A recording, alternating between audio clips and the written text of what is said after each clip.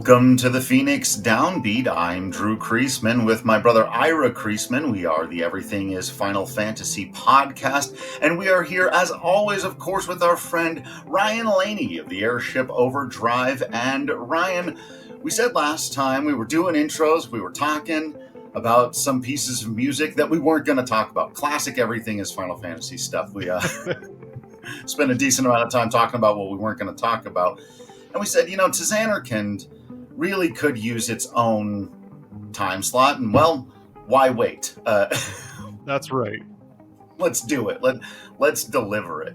This is, I think, one of the pieces that most people think of as an all-time or a top 10 or whatever. If someone said, this is my favorite piece of Final Fantasy music ever, I would say, yeah, that makes sense. Yeah, it's up there with, Dancing Mad. It's up there with Aerith's theme. It's up there with so many of the big timers. And a lot of that is because it's literally the first thing you hear when you hit new game on Final Fantasy X. I think this might be actually one of the pieces that, per capita, head for head, the most people have probably listened to in the Final Fantasy game itself. When the PS2 came out and Square Enix was pushing Final Fantasy X very, very strongly, a lot of people bought it. It was a very, very well-selling game. And because this is literally the first thing you hear, there's a good chance that a lot of people that don't consider themselves really Final Fantasy or JRPG, RPG enjoyers have probably heard this song and possibly just not remembered or forgotten it or something. But it's a classic. Oh my gosh, I'm so excited for this one.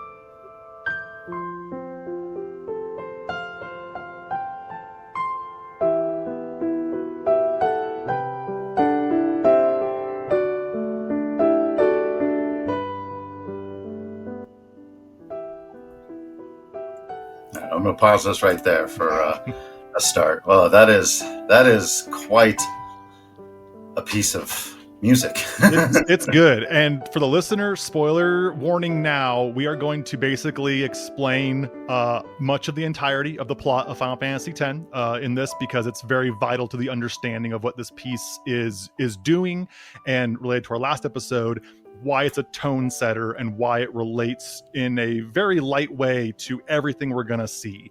Let me first ask you guys, as our co-hosts here, if you had to say one word on the theme of Final Fantasy X, if you had just a quick 1 or 2 word descriptor, what would you say that theme is? I have my answer, and it's going to tie into this song closely, but what would you guys say? If I have to pick a 2-word phrase for the theme of Final Fantasy X, I would say love perseveres. That's good. I was going to go a little more antagonistic. All your beliefs are a lie. Corruption persists. Oh, interesting. So we have love persists and corruption persists. The word that I would use is hope. And as we dive into this piece, I'm gonna pull out some stuff that I think really properly supports that concept. The first thing we have is, of course, to explain the story in broad strokes. Basically, we see at the very beginning of the game, beginning of the game, when Tidus is introduced into the world of Spira and he meets Yuna and the gang. One of the things that I always thought was kind of odd is how he says at the very beginning, "This is my story," or "Listen to my story." Right. And I always more so thought of it as Yuna's story, and Tidus is kind of like the audience surrogate to introduce us to the world, the setting, and the plot, even though he actually is very, very intertwined with what we end up seeing later, obviously. Sure. And as we learn more about it, there's this push and pull of hopefulness and then sorrow, hopefulness, sorrow in this weird creeping, climax resolution of sorts structure. Yeah. And something that the music does in this very, very first part reflects that, I think, in a really, really clever way. There's two things it does. The first thing is that our first opening chords, and I'm going to play, as I'm playing piano here, I'm going to play a lot of this with just block chords, not the beautiful flourished left hand arpeggios and whatnot, as in the recording. But to give us an idea of what we're hearing, is the first thing we hear are these 6 chords with a very simple melody.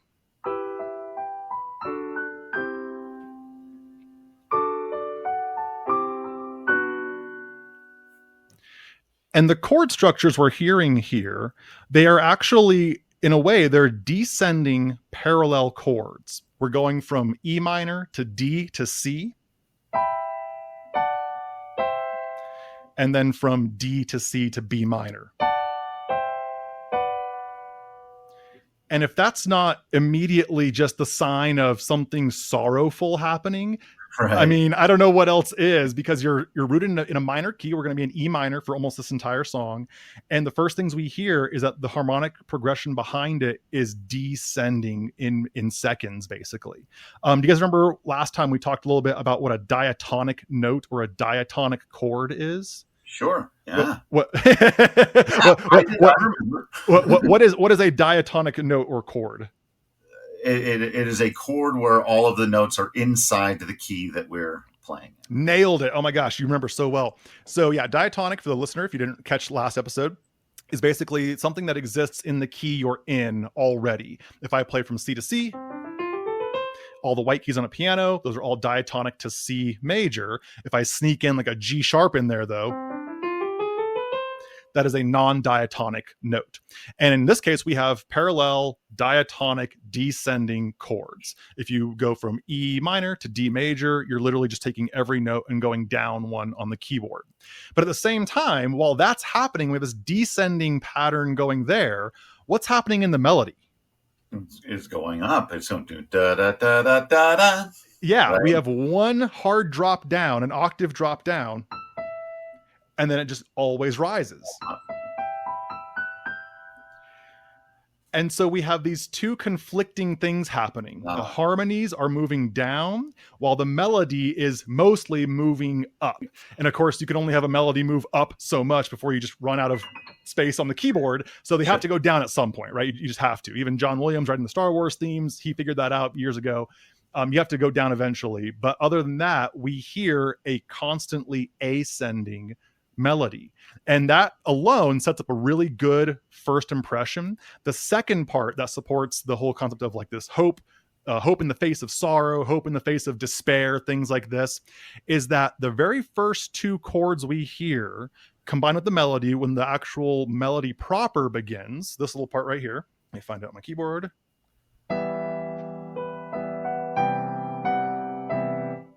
Just that much.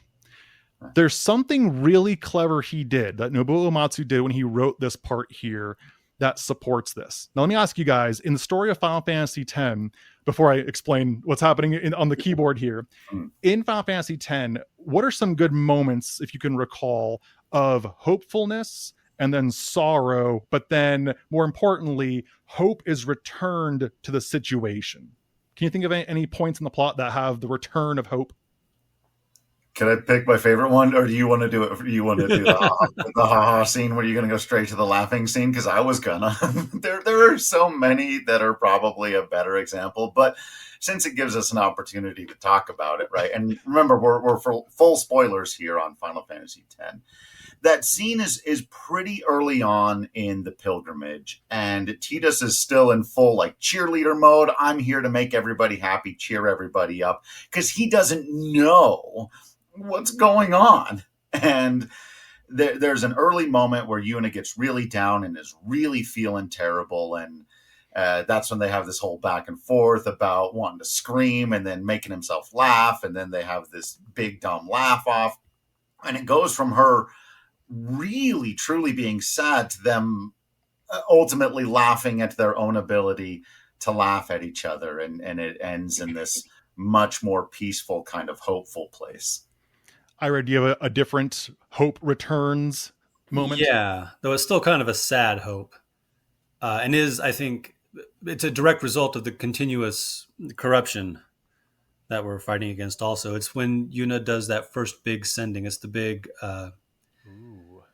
I think it's the scene that was in the commercial, right, where she's sort of dancing on the water and sending the departed souls to the far plane, because if she doesn't, they'll become monsters. Yeah, Square wanted to get every bit of marketing they could out of that scene, and they said, show water, show fluorescent, iridescent lights as much in colors as much as you can, and show a pretty girl dancing. Right. And they nailed it. And so it's a scene that's very sad because all these people died, but at the same time, because she is who she is, and she can do what she can do, she can make sure that they don't become their version of undead on Spira. She can make sure that, and there's something hopeful about the even though they are dead, they're not forgotten, and so on and so forth. Yeah, the one that I was going to bring up, which I think is, for me, it's the biggest downturn of sorrow into the biggest like pull for hope. It's the moment when they're in the Albed home and Tidus learns that Yuna is basically on a death march, that the purpose of what she's doing is she's going to die. That's why the Albed have been kidnapping the summoners, because they're trying to save them basically. And then even though he learns this and he knows that Yuna is full in, like she knows what she's doing completely, she's not a prisoner in any way, he of course has his moment of sorrow, then he pulls back, and as they're leaving home, as they're going on to the next missions, he immediately returns back to that cheerleader, aspect that he is kind of known for in the game. So already just on this, in these few minutes, we've presented 3 different moments of sorrow being returned with hope. I think that's a great kind of perspective of how to embrace the game. If you're listening to this and you've not played it before, look for that as you're playing through it. But something in the music here also emulates this masterfully well. I'm going to ask our hosts here, again, as the layperson musicians, and I'm expecting the answer to be no, obviously. Have you ever heard of something called a major 7 chord? I mean, I've heard of it. Yeah. My band teacher back in the mid to late 90s was very into music theory. Not a lot of it stuck in my head, but I've heard a lot of these terms. Yeah. Whether or not I know what they mean is a whole different thing. Yeah. So for the listener and for our host, here's what a major 7 chord basically is. Whenever you have a chord type and then you have some sort of numbers on top of it, that usually refers to an extension of some kind, or a color character, a color tone, whatever it is. The most common one that you'll hear in lots of music is what they call the dominant 7, or just the 7 chord. If I play, for example, G, B, D, F, it's a G major triad, and then we're going to add a lowered 7th degree on top of that. And it adds a little bit of flavor, a little bit of some tension to the situation, and it's the most common one. But we're also going to see a variety of different ones. And if you get into jazz theory, you'll see hundreds upon hundreds of these different kinds of unusual chord qualities and styles and voice leads and whatnot. But a major 7 chord is when you have a major triad, and then you're going to add the normal 7th scale degree on top of that you would see in the major scale. So for example, if I play in my usual context, C to C on the keyboard, all the white notes from C to C, if I play my C major triad, nothing special, nothing fancy about it, but if I add a B natural to it on the top, we get this chord. And this chord, before I dive more into it, what would you guys say if you heard that chord? I'll play it in a different key. If you heard this chord out of the blue for whatever reason, what does it make you feel? This one's all you, Drew. Ira has no feelings. He is but robots also. That is, I don't know. That's just kind of down. It just feels kind of not even sad. Doesn't feel right. It just feels kind of down, I guess is the best way I can put it. I'll put it in a new key, perhaps this one. That feels like the note before the ending note, the penultimate. To me, that feels like we're waiting for a resolution. Yeah. And a big part of why you might be feeling that concept of like we're waiting for a resolution is because you're only a half step away from completing the octave. If I were to take that one I just played, which is an F sharp major 7 for those of us at home, and I raise that top note up by a half step, we get a proper just F major triad. And that has proper resolution to it because it's literally just a major chord at that point with octaves on the bottom and the top.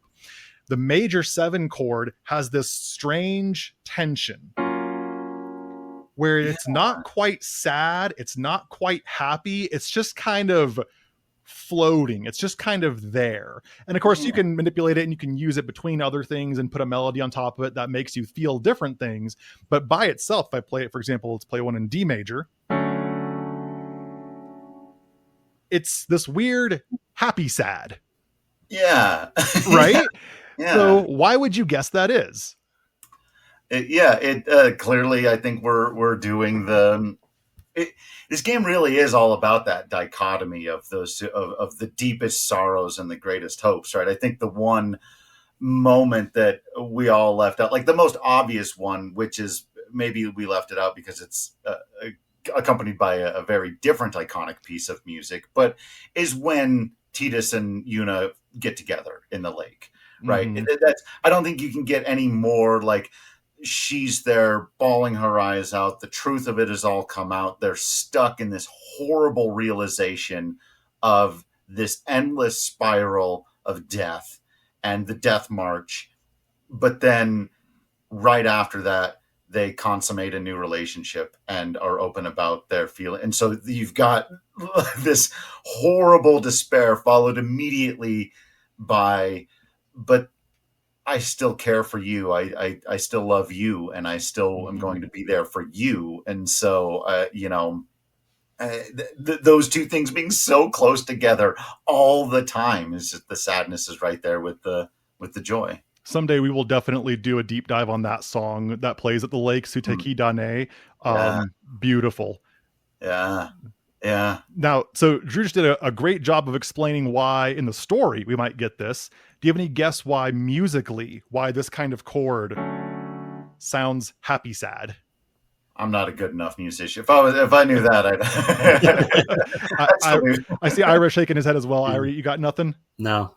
So here's what's going on here. To put it in the context of To Zanarkand, we have the first, once the main theme actually starts, once we get through the intro, is we have this simple melody and this harmony behind it.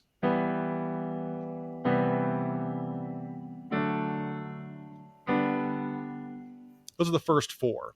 And that second one is a C major 7 triad. What a C major 7 triad does is it's literally just C, E, G, B. And it's coming out of an E minor triad. So we go from this into. Now, if you are diligent at understanding music and you've been following the notes I've been saying, C major 7 contains the notes of an E minor triad. All major 7 chords contain both a major chord and a minor chord stacked on top of each other. Oh. So if I play the first 3 notes, C, E, G, it's the typical happy sound. It's as happy as music can. Yeah, exactly. It's as happy as it can get as far as like, harmony versus dissonance. But if I play the top 3 notes, it's E, G, B, which is minor. So you combine the two together and you get this weird happy sad. Yeah. And throughout this entire piece, if you look at the actual sheet music for it with a chord reduction on it, you'll see he does this really weird thing where we have an E minor piece. So it's in a minor setting, which is going to be typically, of course, more dour, more sad, more morose. Depending on the context, there's a lot of terms you can use for a minor sounding key. But he puts these little moments of, what's that magic word I said earlier? What's the theme of this game? Oh, sorrow and hope. Hope. I'm gonna go with hope. Is that he takes this minor setting and he gives us just enough hope to keep going. And then he pulls us back into a minor setting right away. And a great example of this is literally the first 2 chords of the main theme, is it goes from minor into the happy sad, into 2 major chords back to back, and then right back into sad. Yeah. Well, that sounds an awful lot like the eternal spiral of calm and sin to me. Imagine that. It's almost like he knew the story of the game before he wrote the music that was going to go along with it. Yeah, it's. I don't know, Ryan, if you saw the post I put on Blue Sky after our last conversation, but you somewhat inspired it when I said, who my favorite storyteller is? Nobuo Uematsu. Oh, I didn't see that, but I agree you didn't, wholeheartedly. Yeah. Like I said a while ago on some episode, if it weren't for him writing the music for the first few Final Fantasies, I honestly don't know if the series would have survived and gained the name that it did, because it just supports everything so well. Yeah. So as we keep going in this, we have this same back and forth, and I'm going to play a little portion here with just some basic block chords in the left hand so you can easily hear it. But here's our first line of music.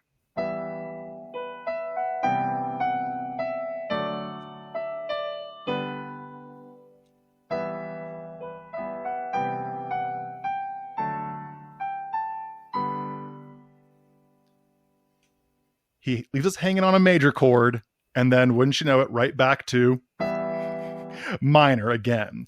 And he goes back and forth with this a little bit. And part of why I love that use of the major 7 chord there is because it's a great example of taking something that's minor and then saying, hey, Titus, he's going to be our cheerleader. He's going to pull us through. Here he comes. And then, wouldn't you know it, the next chord going up is directly up a whole step to D. So it's almost like he's the one showing up and saying, nope, there is hope. Don't get down on yourself. We're going to push through this. It's masterfully done for how simple of a melody and harmonic progression as it is. Beautiful. Nice. I absolutely love stuff like that. So before we move on to the next bit, I have a question. Mm-hmm. Sounds to me like there are arpeggios in the beginning of this piece. Do you suppose that is a deliberate reference to the prelude? I mean, that seems like it would be. It could be, absolutely. That's actually interesting. I haven't thought of that, because it is pretty darn close to how the intro, like the prelude, is laid out, where it's the first 3 scale degrees and then 5, and then it repeats out the octave. I'd have to look at the full. I have a cheat sheet version in front of me right now. It's a piano reduction, but it wouldn't surprise me if a lot of it, because I know for a fact some of it does have that 1, 2, 3 passage in it. That's actually a pretty good, insightful thought. I haven't actually looked at that or like considered that, but that's almost 1-to-1. How it has that same kind of. It is very similar. You're right. It's just it's in 3/4 instead of 4/4, so it's not as like the same structure. Interesting. But yeah, good ear, man. And that's more a literary observation than a musical observation from my perspective, because it's how beginning stories in similar ways, right? With a sort of a bare bones. We've got a prophecy, but it's sort of it's not quite Titus saying, listen to our story or listen to my story, but they've got a sort of word scroll, text scroll in Final Fantasy 1, right? And so you start with, here's what we know so far, but here's like a bare bones group at the beginning of the thing. Now they're doing a bookend, right? They're starting at the end, kind of like 8, but not near so intense. And so I wasn't sure musically whether it would fit, but narratively it feels like it fits. No, you're spot on. You're onto something there. I'll have to look at that and actually like analyze the two, but absolutely. Like those two line up just how I'm hearing it in my head right now. Absolutely. Also, speaking of the intro thing, I think it's so clever how the vast majority of the inner monologue from Titus throughout the game is told in flashbacks. He's always speaking in past tense, like, oh, we went to Makalania then, and then we, I saw Yuna doing this or whatever. Yeah. And he speaks in this frame until they get to that point where they're about to go into the ruins of Zanarkand, and then all those inner monologues stop. And it's a really clever way of having us like kind of learn along with the protagonist until there's a point where you just go, oh, I just have to accept that we're all on the same page now, and we've kind of caught up. This is also weird because I'm book clubbing Project Hail Mary right now, which I won't spoil anything, but it does the exact same thing where parts were told in flashbacks and parts are told in the current context of stuff. But anyways, yeah, absolutely. I'm going to look that up later, and we're going to dive into that another time. So we get into this theme, right? And we have the harmonic progression I was talking about, where it goes from this E minor into C major 7. We have that Titus pulling us up. And then we end off each little 4-bar phrase on a major major chord, G major in this case, and then right back down to E minor. I think it's a perfect way, again, like I was saying, that represents the push and pull between sorrow and hope, kind of giving up on your goals, giving up on happiness, and then succumbing to it. And a lot of the A theme follows the same progression here. If you listen to the full version, you can hear this as well. And then the B theme comes around, and wouldn't you know it, we get some more weird stuff that is still beautiful, because that's what Nobuo Uematsu does. And we hear this part for a little bit.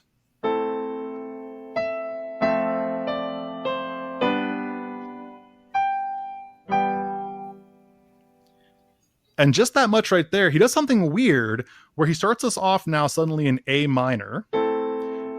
And then the next chord is F major. F major is not a diatonic chord in E minor. It's actually built off of the flat 2, when you would expect to hear an F sharp instead. And yet it sounds so smooth still. Part of why it sounds so smooth is that going from A minor to F major, those are going to be your relative major and relative minor. So they're going to work pretty well regardless. And in the things before that, we've had our ear kind of reset, because instead of ending the previous phrase on a G major, which does contain F sharp, he ends the previous phrase on a C major chord. And if you suddenly restructure your brain to think in C major terms, C major has F naturals in it. And so now we're going, oh, wow, he just tricked me into now suddenly being in this key, which is roughly A minor. And I didn't even realize it. The way he does this, if you want to look into it on the music theory side of things, look into how he basically did a sneaky form of a deceptive cadence and secondary dominance, going from B minor to C major into A minor. That's the fancy way of saying it. But basically, he fooled us, he tricked us, and we've modulated into another key. If you listen to our Liberi Fatale episode, he modulated, I think, 11 times total throughout that piece. And he did it in these very sneaky ways that you never really expect it. You never really see it, or I shouldn't say you don't see it coming. You never feel it, because he's just so good at just changing one into the other. That reflects on the witches and the whole story of that game. But he did it again here, and then he works our way back into E minor as we get to this part towards the end. This is going to be the last phrase before we get back to our main key.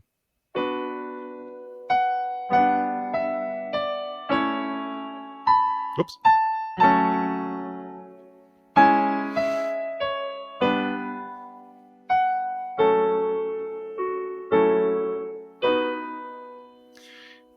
And that last chord there is a B major chord, which is the dominant, leading us back to E minor. And so the song loops, because in video games, you almost always have to build your music so that it loops at some point. Right. And again, nobody better at that than Nobuo Uematsu. The way he finds to, like you said, he's almost sneaky about it. He allows you to wander off into some area of thought. What I particularly love about the phrase that you just played, we've talked already and we'll talk again about the importance of space in music. And this is maybe my favorite version of Uematsu, just using space on the back ends of those two notes, the bum, bum, bum, bum, bum, bum, bum, and then there's a little tumble down instead of having the space, da da dum, and it just, the way he just puts in those moments of nothingness there and anticipation, and it also allows you to wander off into this place where you've forgotten the A melody or whatever. So then when it loops back in, despite the fact that you've already heard it a couple of times, your ears want it. So, but the number of times I've listened to this piece on loops for much longer than it actually goes, because it can go forever.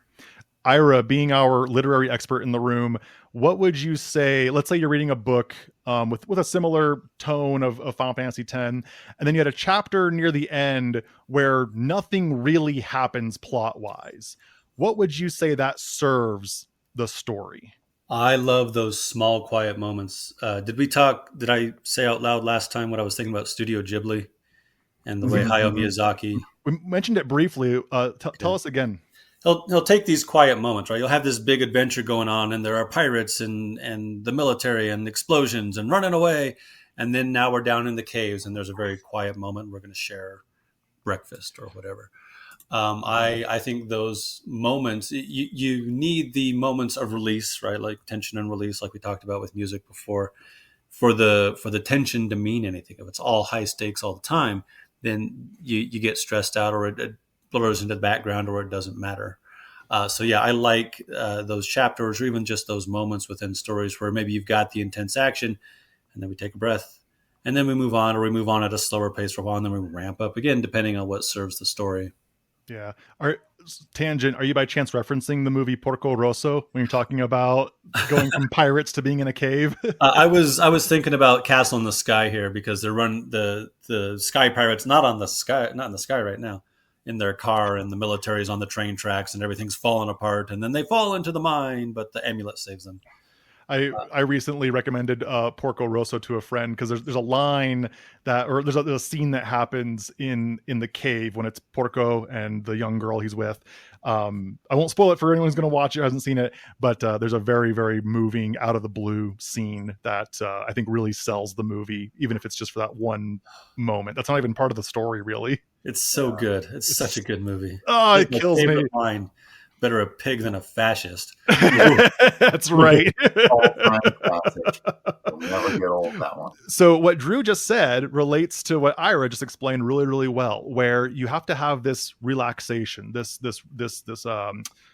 relaxation is the best word for it, of stakes, relaxation of motion, of action. You have to have something that wants to draw you in. Think of one of the most famous pieces of music of all time, Beethoven's Fifth. Bum, bum, bum, bum. Bum, bum, bum, bum. Da, da, da, da, da, da, da, da, da. And then it draws you in, right? But it literally starts off with four notes. 1, 2, 3, 4. 4 notes, pause.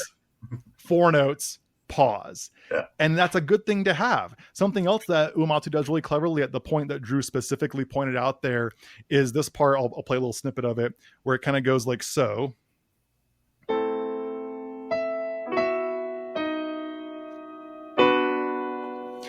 And that part right there, I'm not playing the full version. Listen to the full version where they do a little tumble down, as Drew eloquently called it, dun dun, and then it has this sort of descending action. But what's also happening here is the chord structure also emulates that descending, more relaxing, whatever you want to call it in this scenario, because it's the one time in the whole piece where we get that wonderful sus chord, the sustained 4 chord.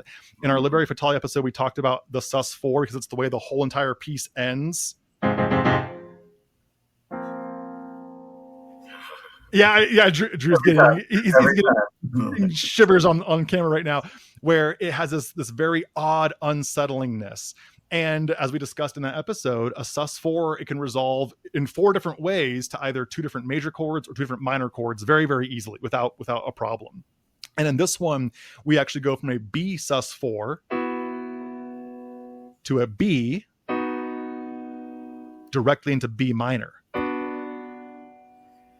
And if there's not a better indication in music of sorrow or things falling, it's a descending chromatic scale. Do either of you know what a chromatic scale is? You might remember it from your days in band. Oh, yeah. All the notes. All the notes between X and Y. Or C and C, I guess. Yep, precisely. You pick 2 notes, and then it's if you look at a keyboard, it's every single pitch, white note, black note, all of them in between. This is, of course, in Western music, 12-tone scales. If you're in other modified scales or non-Western scales, it doesn't work that way. But it's basically every single pitch. The most well-known piece that uses this is probably Entry of the Gladiators by Julius Fuchik. It cracks me up that that's the title of that piece. I know, right?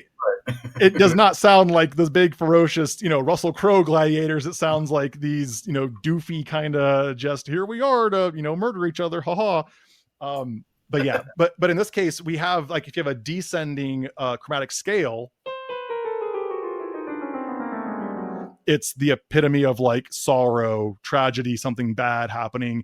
To use the text painting term we used last time, it's like when something falls. If you think of Alice in Wonderland falling through the looking glass hole in the movie, I believe they're playing some kind of like downward chromatic scale to emulate this as well. But if you were to isolate that one line where we go from E to D sharp to D, that's what's happening behind the scenes. If I accentuate it here in the right hand a little bit, you'll hear it some more.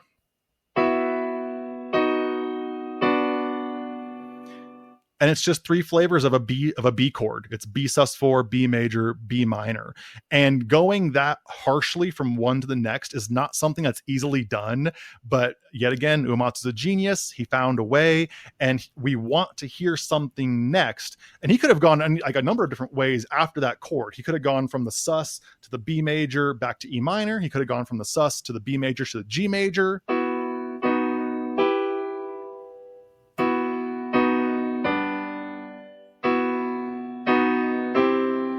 There's a number of different ways you can very easily work your way out of that harmonically. And yet he just said, nope, there's no hopefulness yet in this section. We're going to keep going through with the sadness. I tried at some point, very, very briefly, I didn't go through with it entirely, but I tried to map out a single playthrough of the top to bottom of To Zanarkand without any loops and see how closely it lines up to the story beats to be like, all right, where are the moments of hope? Where are the moments of sorrow? Where are the moments of up versus down? Conflict, etc. And it roughly follows along, I would say, but not as one-to-one as my prog rock senses might desire. Fair enough. That is really interesting though, because I think you've more than fairly well articulated the rises and falls in both the piece and the story, and him using this piece as a way of setting up everything you're about to experience. And it comes back a few times throughout the story, but then obviously plays the big orchestral version of it at the very end to kind of take us home too. So it's kind of like, but very different from Libera Fatale in many ways, but its constant presence is one thing that they have in common, which I think is cool. Yeah. And the only other thing that I really want to talk about, it's a very short piece. There's not a whole lot to dive into here, but there's one other thing about this piece that is so blatantly obvious. And yet I think it is a really good keystone indicator of the tone of the story and of the hidden plot we don't learn about until we see the Al Bhed home stuff. Is there anything that you can think of with this song that is, again, blatantly obvious, that is about one of the main elements of the plot? I feel like as soon as you say it, I'm going to go, oh, you probably are. Yeah, I don't know. Yeah, I don't know. It's called To Zanarkand. Oh, sure. the title literally sets you up to say, here's where we're going. The death march is To Zanarkand. Right. And that's also the point where the flashback inner monologue stories and the current story intersect. And I think it's really sneaky how when the game starts and you see the 1,000 years ago scene with Titus and Oren and the Blitzball Stadium and everything, and then he comes back and we think the story is about Titus getting back to Zanarkand. But then we realize, oh no, it's actually getting Yuna to Zanarkand. And I think that little twist of expectations is so smooth and so clean. And it's not until remind me when Titus fully learns about his dream state or dreamness of himself, it's like right before they get to Zanarkand, right? It's that big wall of like the iced over faith. Is that right? Right. Yeah. And so for a lot of us, it's interesting because it sets up an expectation where the title is about getting Titus back to Zanarkand. And then you realize, oh, wait, that's not really what this game is about. It's about getting Yuna to Zanarkand. Nice. Or to extend it a little bit further and fully spoil the ever-loving hell out of the yeah, spoiler. Woo. Actually, because the game double flips on you, and then it turns out there's a way to save Yuna. Yes. But in order to do that, you have to send Titus back to Zanarkand. Back to but not Zanarkand. In the happy, I get to go home and I'm taking everyone to come watch Blitzball games and hang out and drink soda pop and have fun down at the park. In a much sadder, he has to go home kind of way, right? So ultimately the end goal flips back to being Titus has to go to Zanarkand, but not in the way he dreamed of, if I may. It's so clever. It's so expertly well done. And like, let me ask, how old were each of you when you first played through this game all the way? Do you remember? Whatever year it came out. It's college aged at that point. So, yeah, I probably was in high school then. Yeah, I first played it when I think I was in 8th grade, which was just shortly after it came out. And I remember I played through it, but I didn't really get it. Like, I remember literally looking up a Game FAQs thing that was like the plot of Final Fantasy X explained. And I still, in my 8th grade brain, I was like, but wait, no, like I couldn't grasp that the game was lying to me at many points, you know. And as an 8th grader, that's like right on that cusp where you start to figure out the concept of like unreliable narrator and other things, right? Everybody's lying to you. Yeah, exactly. And so then I played it again later in high school, and I was like, oh, I see what's kind of going on here. And then I replayed it again. It was either in undergrad or shortly after college.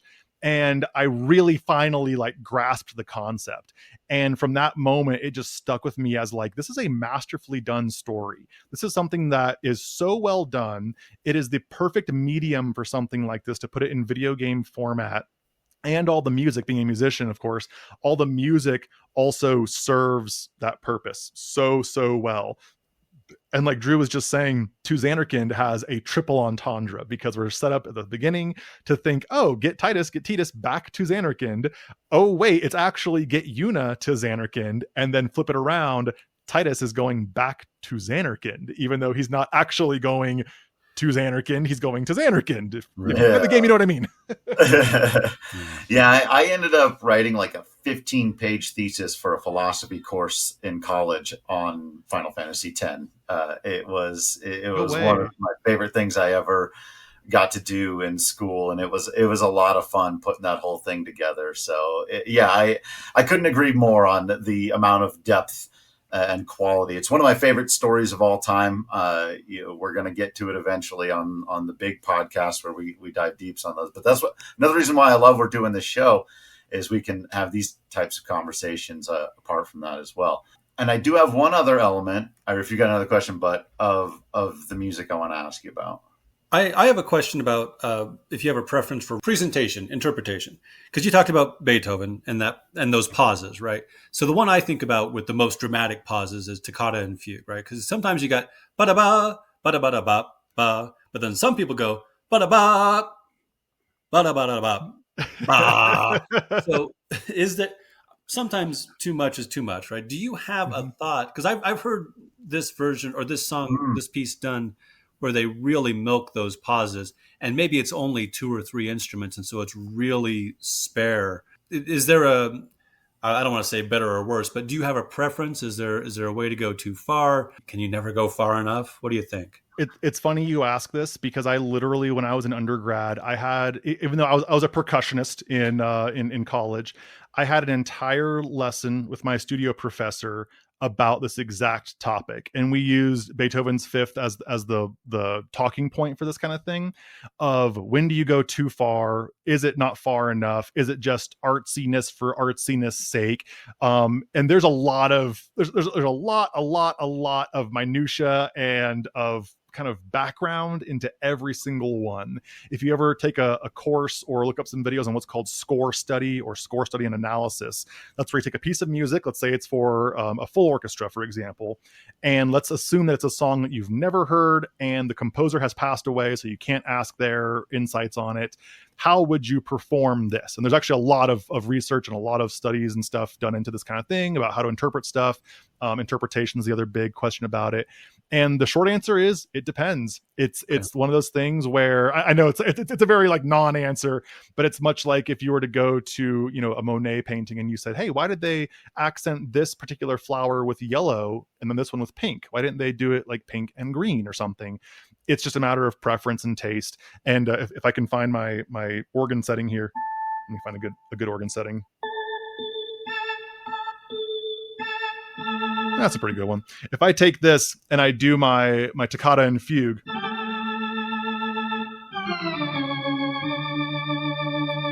in just those few notes, there is so much room for interpretation with how fast do you do that first ornament?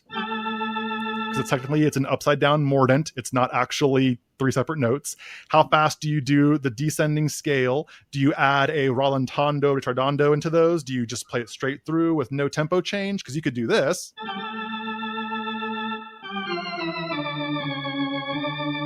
Or play it straight. Or you can do it the opposite way where you speed it up. And you can put breaks in there. You can do all these other fun things, right? One of the big differences, and I could talk for hours about this exact topic, one of the big differences is that toccata and fugue, if you're playing the original Johann Sebastian Bach version on solo organ, you have control over all the parts. And as anybody who's ever been in a band, orchestra, choir, any sort of group ensemble experience knows, that it's way harder to get all those parts together. So if you're playing a piano piece or a guitar piece, a clarinet piece, violin, whatever, by yourself, you have literally limitless, expression and interpretation because there's nothing else you're trying to line up with. In the case of large ensembles, you have to keep it a little more dumbed down, quote unquote, because you have to make it performable. And in some cases, those professional orchestras, they might get at most 2 rehearsals before the actual performance for a lot of these kinds of things. And so taking a 40-minute long piece of music, or in the case of like Beethoven's Fifth, which is like, I think 65 or something minutes long, you don't have the practical, realistic means to say, here's all the things the conductor actually would do if they were playing a symphonium all on their own and doing everything exactly how they would do it. You have to also be practical. But if you were to go into like the more, individual interpretation side of it, I'd recommend specifically look up some Mozart and look up some Chopin piano serenades and listen to really, really good performers, how they would play them. And you're going to hear, oh, here's the cool stuff they're doing that's not written in the parts anywhere, but they've got a reason for why they're changing every single thing. When I'm playing guitar, if it's like a solo part that I'm playing, you can push and pull the tempo, you can push and pull the volume, you can push and pull the distortion or the phase effect because it should serve something. But again, that's a discussion that I could spend hours discussing, as I've already probably monologued for too much. I think that's great because I feel like this piece is, because it's like 2 or 3 instruments, or could be, there is the room to take that interpretation and run with it.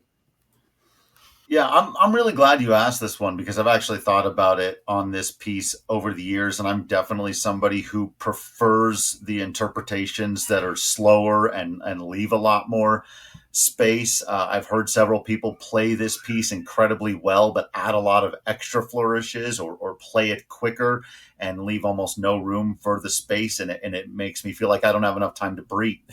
I feel like this piece needs it, and in particular, I prefer the piano collections version to the official OST version for that exact reason. It's whoever, and I'd have to go and read it, whoever played that particular rendition of it really leaves a ton of room for space. They just milk the hell out of things. Like you said, is it artistic overindulgence in some people's eyes? Probably. For me, I'm like, yes, dripping with flavor and letting you sit in those silences and take a deep breath before it continues to go again. So that's my personal preference on this piece. It would be interesting if we could find in some other episode sometime, because I think I almost always go that way with, and especially piano interpretations. But if there's one where it's like, no, I prefer, let's pick up the pace a little bit here. Don't slow this thing down. Maybe sometime we'll find one of those. A good thing to look into for both you two and for the listener is, if you're really curious about this kind of thing, about interpretation and stylistic stuff, there are basically 2 types of music in the broadest of scopes. There's what's called absolute music, and there's what's called programmatic music. Based on the names alone, absolute and programmatic, Drew and Ira, do you have any guesses what those are? The absolute value in math is the distance away from 0. So it's just this thing. And then programmatic? Depends on who's running the program. It's like putting on Shakespeare, right? He's not around. So, we know how Ophelia dies, but do we know why she dies? Kind of. And you can imply certain things in the way you stage a show that might lean the story one way or another. We know that she dies happens. We know that. But sometimes there are implications that can be made based upon set dressing. Yeah, you said it perfectly. Absolute music is basically music for music's sake. A great example of this is like the Goldberg variations or the Well-Tempered Clavier, both by Bach, where it's just music. There's no story, quote unquote, to it. It's just music that sounds good.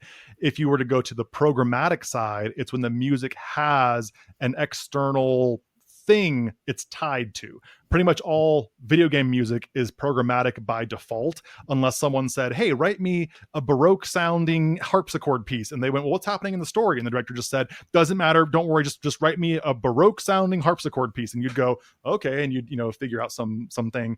That'd be absolute music put into a video game, which is rare, very, very rare. But programmatic music is when it relates to something in a play, it relates to something in a story, whatever the case is. And the reason I bring that up is because when you're listening to Final Fantasy music, it's all programmatic. There's always something it's tied to. There's always something it relates to that it pulls either context from or puts context into. And how you perform, back to our discussion about performance stuff, how you perform something is very, very different based on those two elements, because you can listen to 100 different versions of Bach's cello suite in G major, the one that's there's that one. You can listen to 100 different versions of it and get a different performance from 100 different people every time. That's absolute music. It's just music for music's sake. But when you have something like this, it's easier, like in Zanarkand, it's way easier to say, oh, here's why this sounds the way it does. Here's why Uematsu probably wrote this thing the way he did, even thinking back to the very first thing I brought up with that major 7 chord. That one extra note added is a programmatic element. All right, there is one last part of this that I wanted to ask you about. It's a piece or a part of it, I should say, from the orchestral version that I first heard in Distant Worlds. There, like I said, there's an orchestral version of the song in the game for the finale. It's not exactly the same as this, and in fact, the Distant Worlds part adds this kind of, to put it in pop music terms, a bridge, an extra little segment that, for whatever reason, hits me directly in my feels every single time, and I would like to ask you about it.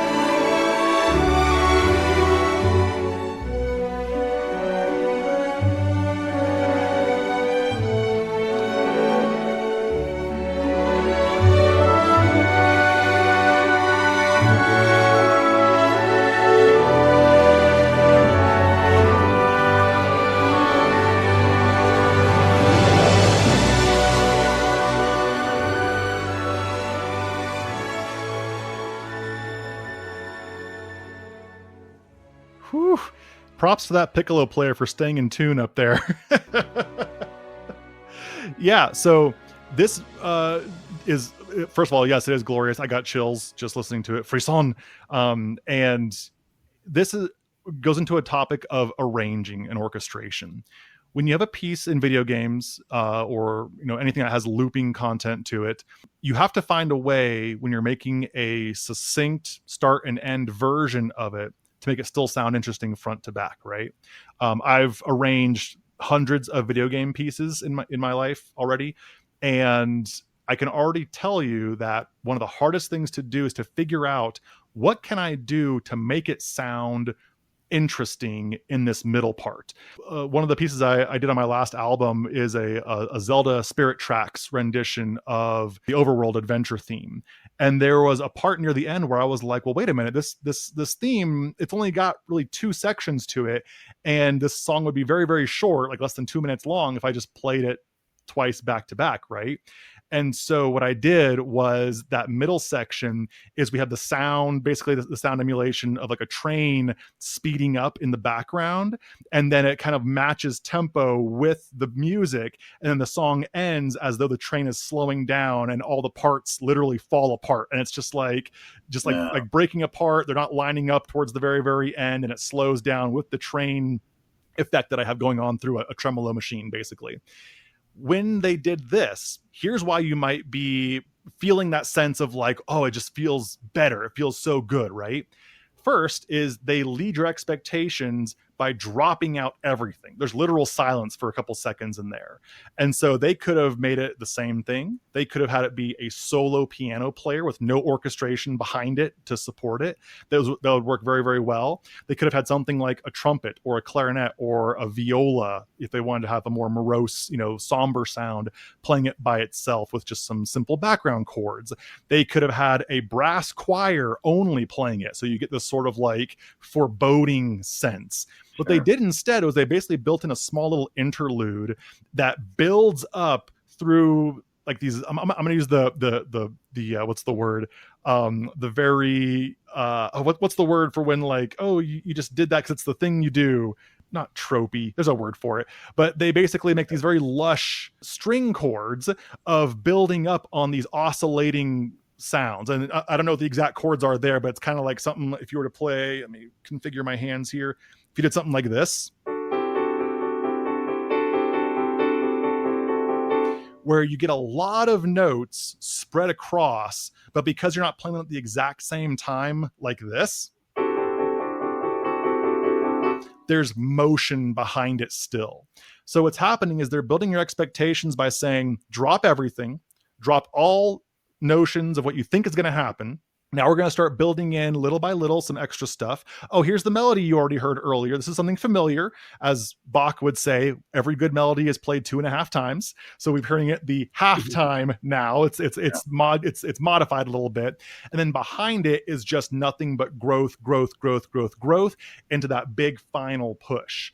And some of the very easy ways in music to make growth is, of course, speed up the tempo, have more instruments playing, have a higher volume. Anything that makes number go up, that is going to make the excitement by default go up as well. They also did a very clever thing by having the chord density or harmonic density also go up with, again, whatever the exact chords are.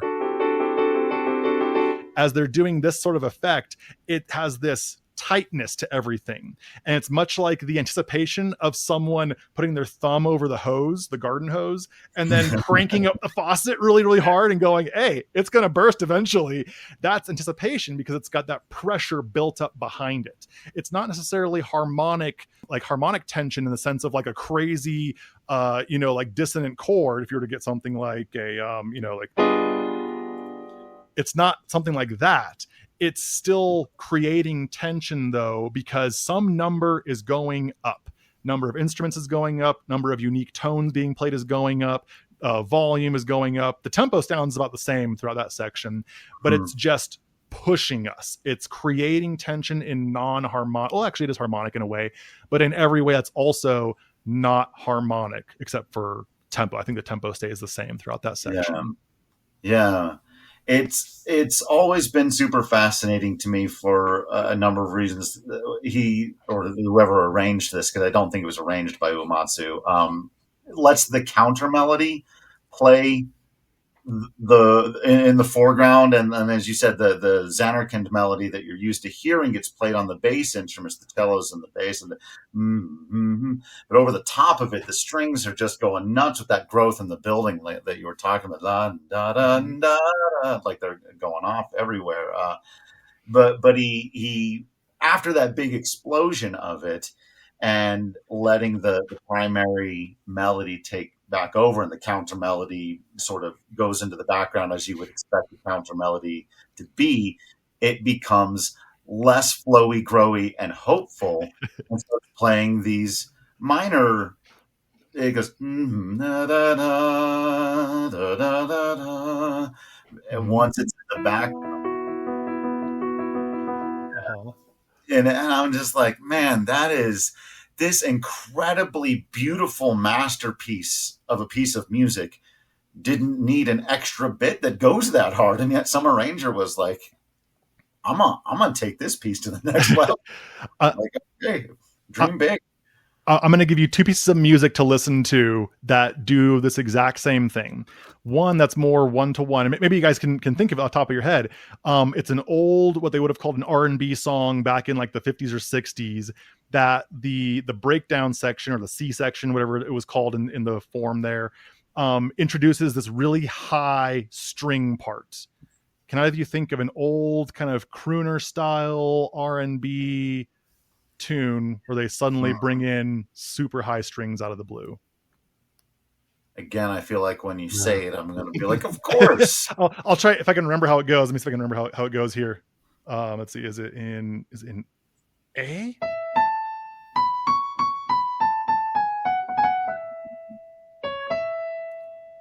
Does that sound at all familiar? Yes, but I'm not placing it. Darling, stand by me.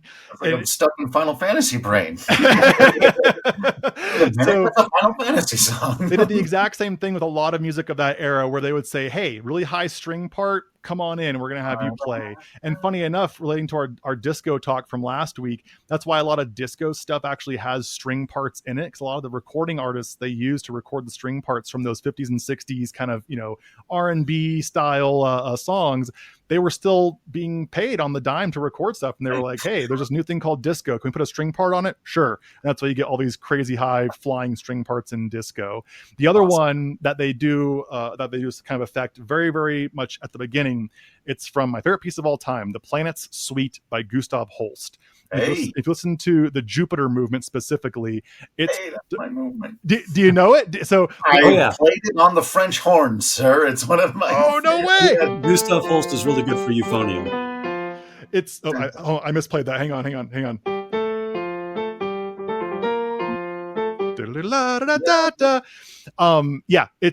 He's a fantastic writer. Funny enough, Gustav Holst, he was actually not even really a band person. He was a girls' school choir director, and how he got into orchestra and band stuff is a whole different story. But yeah, the Jupiter movement starts with these very, very big, lush string parts, and then suddenly the big brass line, bum bum bum bum bum ba da da da. The first time I heard that song live, I sobbed. Oh my gosh, it's so good. I was taken to space. Yeah, but they do that exact same thing, right? Where it's this big, lush, dense. It doesn't sound bad, dense, because dense can also mean very like horrific.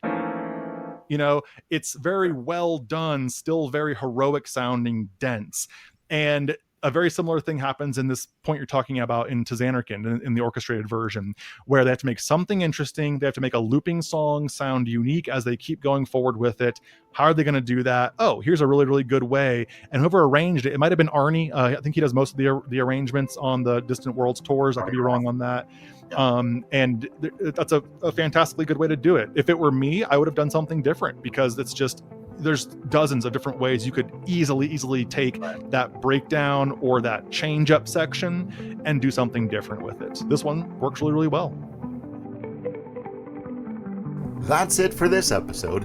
Thanks for listening, and thank you to everyone who's reached out to us. Feel free to let us know what we missed, got wrong, or should have mentioned, plus anything you would like to hear in the future, down in the comments.